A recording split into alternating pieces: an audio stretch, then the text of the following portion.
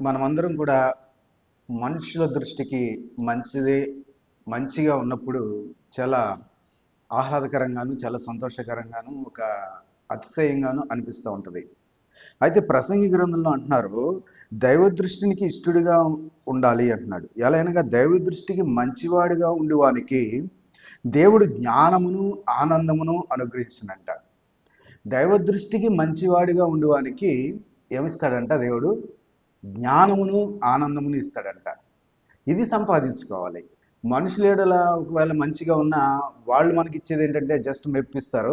రేపొద్దున ఏదైనా వారికి మనకి ఏదైనా భేదాభిప్రాయాలు వస్తే మరలా మంచి అన్నవాడిని చెడ్డగా కూడా మాట్లాడే అవకాశం ఉంది.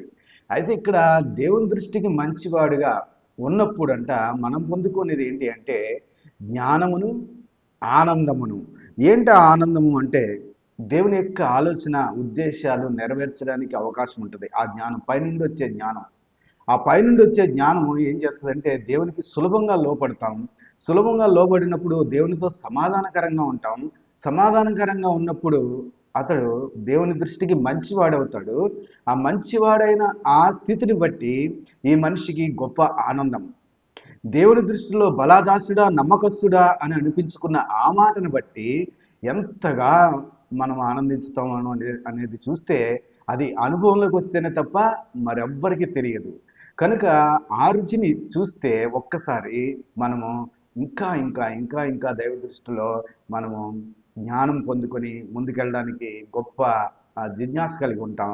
ఎంతో ఆసక్తి కలిగి ఉంటాం. అలాంటి జీవితం దేవుడు మనకి ఇచ్చాడు కనుక అందులో మనం అందరం వర్ధిల్లాలని కోరుకుంటున్నాడు దేవుడు.